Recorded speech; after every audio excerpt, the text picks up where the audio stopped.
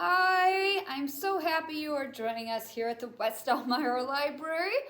Today we are going to do something extra special, and it's new to us at the West Elmira Library, but it's not new to anyone. It's cooking. And I am going to share some things with you guys about how I cook, but we all cook different. You can do whatever you want. These are just suggestions. I happen to have this asparagus recipe, and when I say recipe, I don't have anything written down. It's just something I kind of did, and everybody loves it.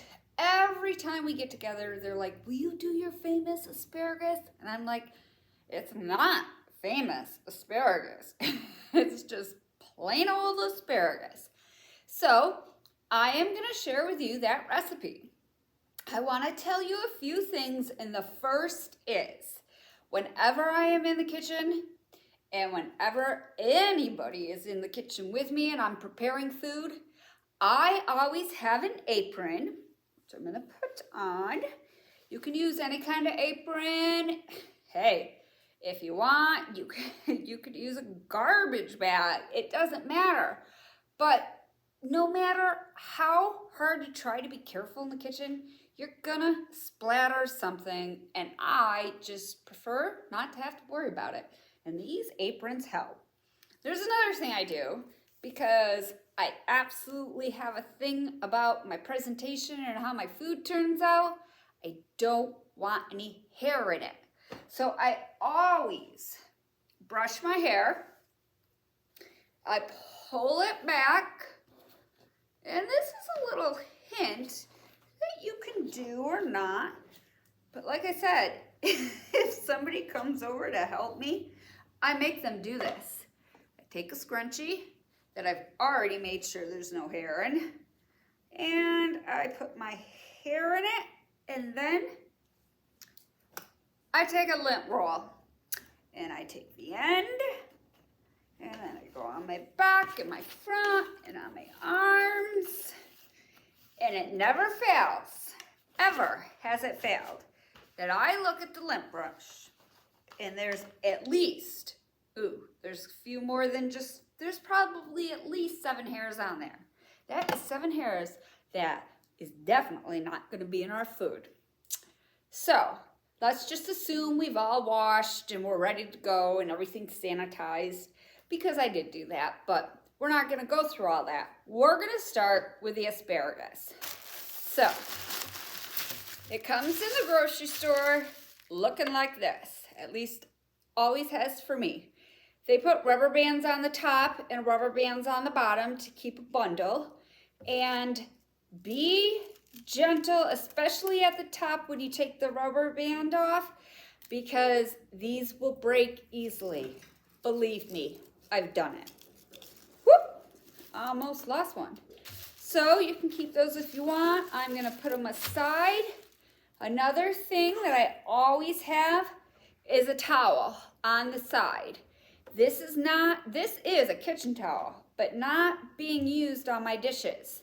I always have a towel, which is like what I call my dirty towel. I can wipe my dirty fingers on it, like oil, butter, anything. And then this towel goes into an extra special spot, doesn't even go in with my regular laundry. But that makes it okay to put anything on it. So I have my towel. Another thing that is an awesome trick in the kitchen is paper plates. Inexpensive. These came from the Dollar General. This way, you don't have to clean up constantly after yourself. For $1, and I got a whole pack for $1, this is well worth it. I just toss it in the garbage can. So, we get started first with the asparagus, and there's a breaking point to the asparagus. So you go like this and see if it's gonna break. And then you go up a little bit higher, and you're not putting a lot of pressure on, because we want our asparagus to be tender and juicy, and so we're looking for the breaking spot. So after you've done this a few times, it takes no time at all. So not breaking there, so I move up a little, broke. So another paper plate, I'll put those on. So let's do this one. Not breaking, up a little, still not breaking. As you can see, this is a thicker one. Still not breaking. You know what? It's still. Ooh, there it goes. That was thick. That can happen. Now I'm going to be going a little bit faster now that you have the idea. So I bend, ooh, on the first bend. I've done this a lot. Bend.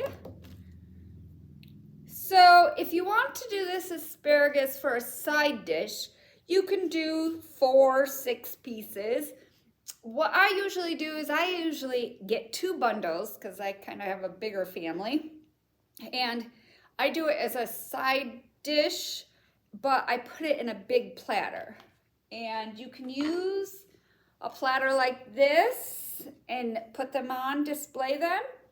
Or if you have something special like this, you can put them on this. Maybe you're having a spring theme. If you don't have anything that you think is presentable for presentation, just put aluminum foil over it. Another great trick. All right, so let's get these done. While I'm breaking these, I turn the stove on and I take a stock pan like this. You can use whatever works for you, but this works very well because of its depth and the width. I fill it up to about, you can actually see if you were here, because I have rings on it, about 2 here. I put it on the stove with warm, cold water, whatever you'd like, and I let it warm. Obviously it comes to a boiling, but I don't need it boiling to start putting my asparagus in, but I put it right on when I'm breaking so it's ready. So now your water's on the pot, still working on our asparagus, and I'm just gonna do a couple more. I think that's good. Perfect. So I would normally do these, but for today, we do not. So I take my asparagus, I take a bouillon cube, and there are people out there that like to do what they call mise en place, and that's you get a bunch of little dishes and you put your ingredients in it.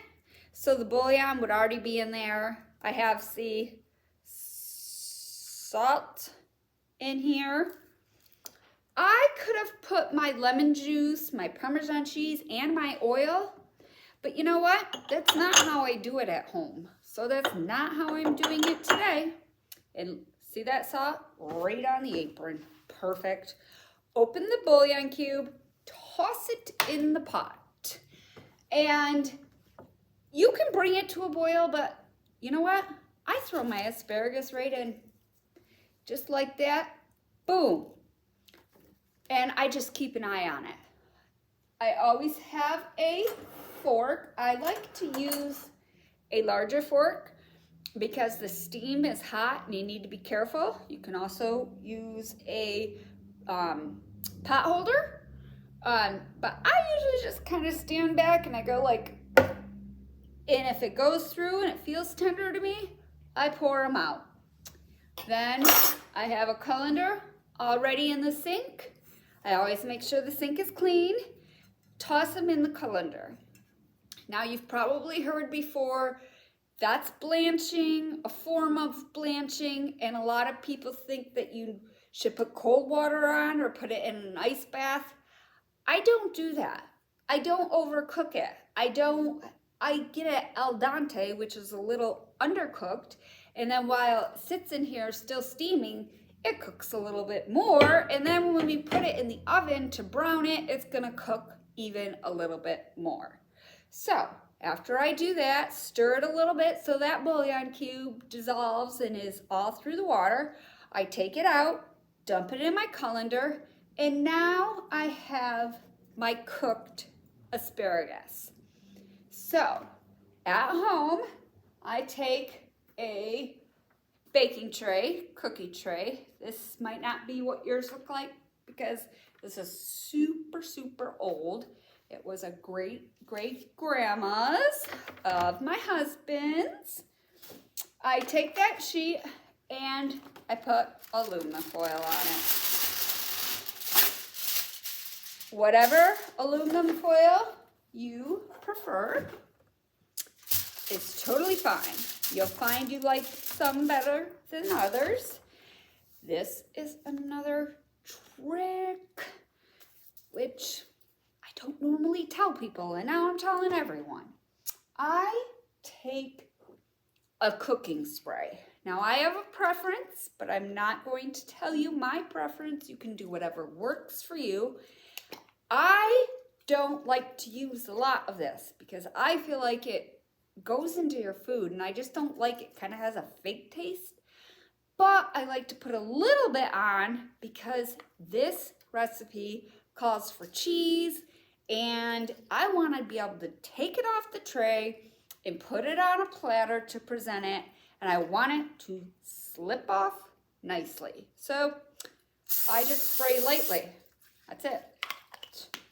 Less than 2 seconds, I think.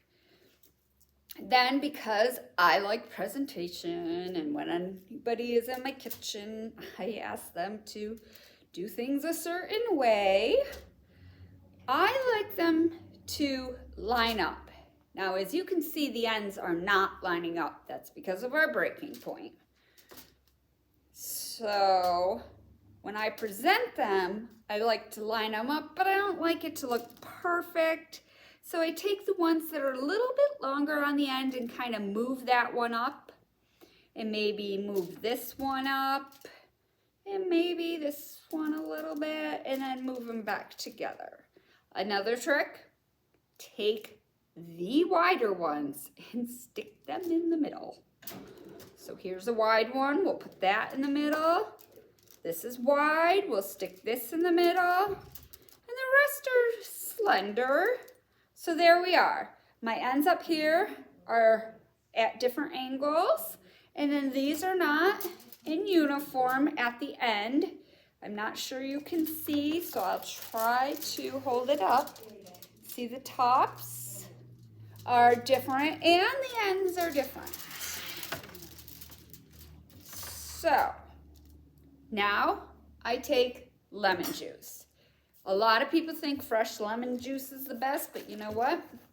This, for this recipe, works just fine for me. And you can do the mise en place and put it in here, but for me, it doesn't sprinkle out the way I like it. This works for me. Putting my fingers over it, and nobody else is using this lemon juice but me. And then I just sprinkle. Like that. I do the lemon juice first, so the other seasonings or ingredients will stick. So then I take sea salt. Once again, any kind of salt you'd like. You do not want to over salt. People can always salt their asparagus afterwards. And it was done in a bouillon cube, which they are salty. Once again, the apron. Perfect. Then I take some fresh ground pepper. I absolutely love fresh ground pepper. I think it makes a difference. Once again, it's your recipe. It's your asparagus. You do as you please. There's just something about this. You know, have you ever tried one of the ones out of the bottles and sprinkled it? You can't even smell it. Try grinding your pepper. smells wonderful. And hopefully you won't sneeze. But if you do, make sure you have something handy. And then run and wash your hands. Then, this is super easy. Next, you take your Parmesan. Once again, a lot of cooking shows or programs or lessons that you see, they'll have mise en place going on. I could do that. I don't want to. This works perfect for me. Doing that, it doesn't shake out like I like it to. So I use a Parmesan cheese, any kind you want, and sprinkle it over the asparagus. Now for presentation, we're gonna sprinkle mostly in the middle. Now, I don't know if you've heard before, but more is not always better, and this is the case here. We are not trying to hide our asparagus. We are trying to present our asparagus. And we do not want our asparagus to taste like a mozzarella stick or a cheese stick or a bread stick. We want asparagus. So we sprinkle, make sure there's a little more. This is what I do when it doesn't come out. Actually, you should close the top and I bang it. Seems to work. I want a little more over here. Now, as you can see, it's, well, maybe I have to lift it so you can see, which you won't have to do this at home. It's gonna change the texture and the way things are here, but I'm gonna try to show you by lifting and holding. I hope you can see. Oops, I got a little rolling off. But see how the top is showing and the bottom, and it's not even. Here is a perfect example for my clean towel to put something yucky on it right there. Don't have to worry about it. It's not going anywhere. Perfect. Now, we need, I'm gonna set this over here. The last ingredient, so easy.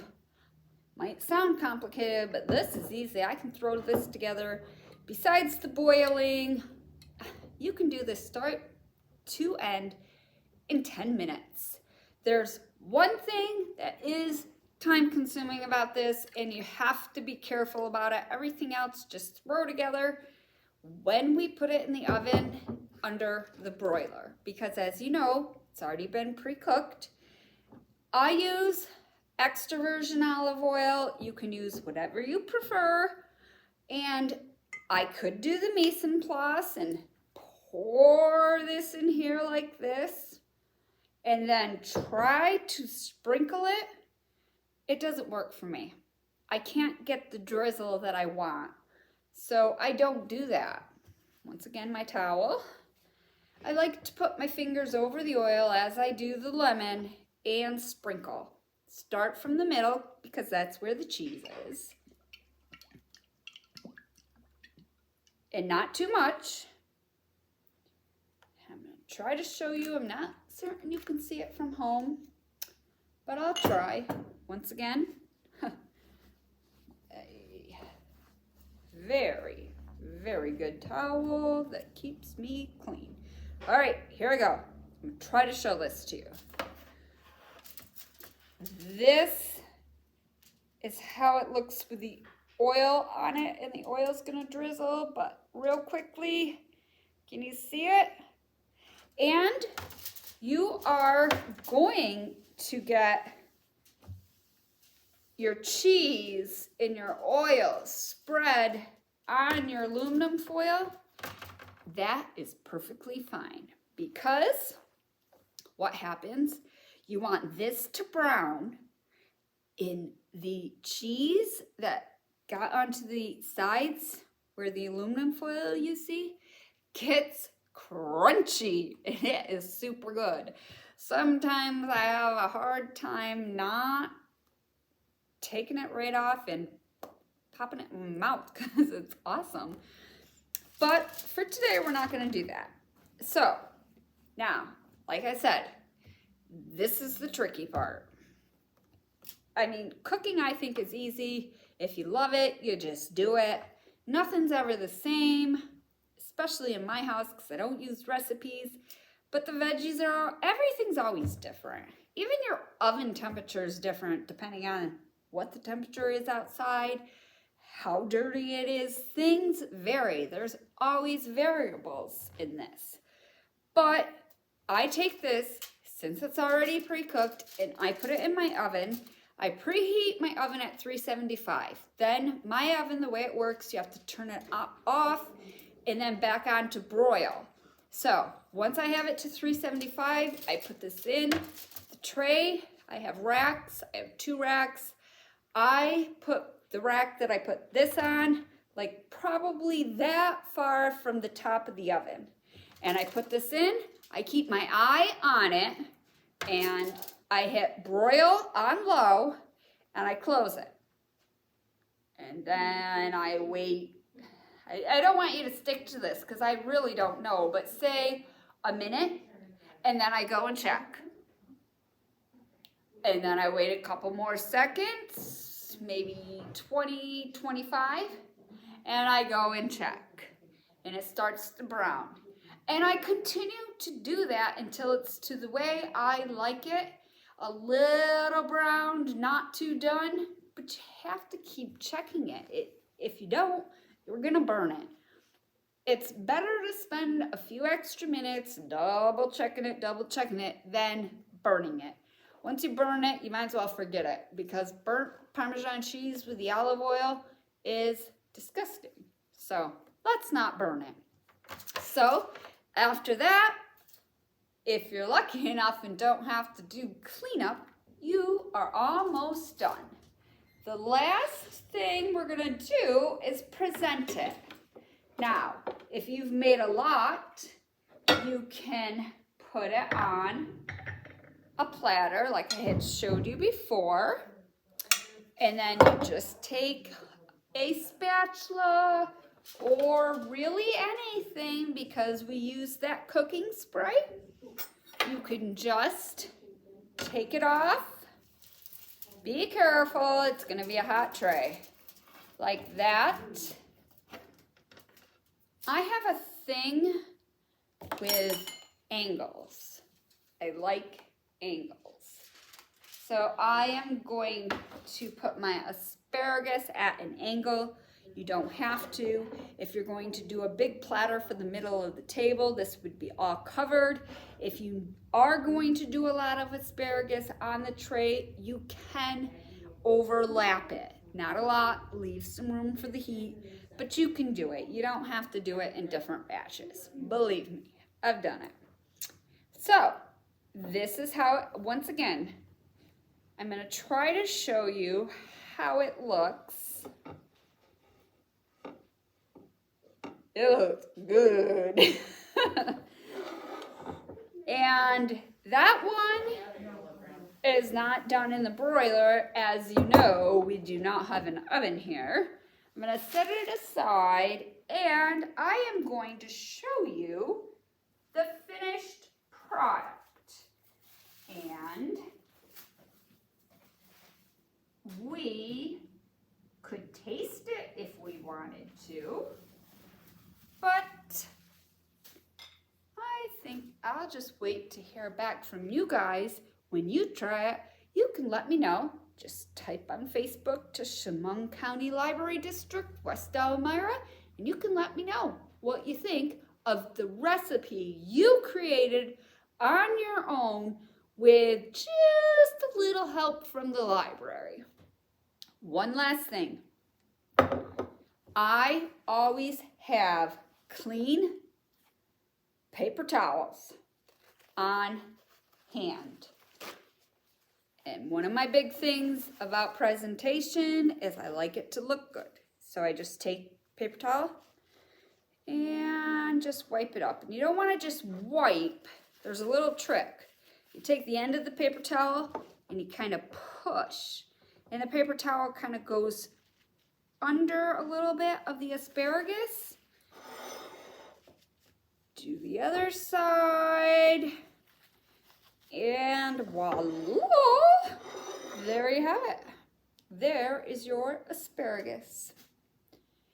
Now, at my house, we eat it just like that. But if you really want to decorate it up, a real cool thing is lemon rind. You can shave some on there. You can just take a knife and get some rind and put little rind circles around. It will give it a little color, and as we know, it already has lemon in it. So it's not a misrepresentation of your dish, it's an accent. So there you have it. There's the asparagus. My name's Ahnece, and that's my asparagus recipe. Now you can make it your asparagus recipe, and I would absolutely love to hear how it came out and any little tweaking you did that might make mine better. That is what cooking's all about, helping each other create something beautiful and delicious. Now, before I go, I would just like to show you two of the many, many cookbooks we have here at the West Elmira Library. There are beautiful cookbooks in all the libraries, but here you could take out this absolutely awesome cookbook. It's got so much. It's pretty easy. It's titled Plenty. This, see, I know you're not supposed to judge a book by its cover, but these are looking pretty good. This is Tasty Ultimate. Both here on the shelves at the West Elmira Library. You can come in, take them out, and browse and see all the other cookbooks, and maybe pick up a novel to read after you're done with your asparagus. Thank you so much, and if you want to do another cooking with me, you can come back next Thursday at 7 o'clock. I'll be here, and if you have any ideas or suggestions, you can always Facebook us, and I'll try to work with you guys so we can do it all together. Thanks. Bye.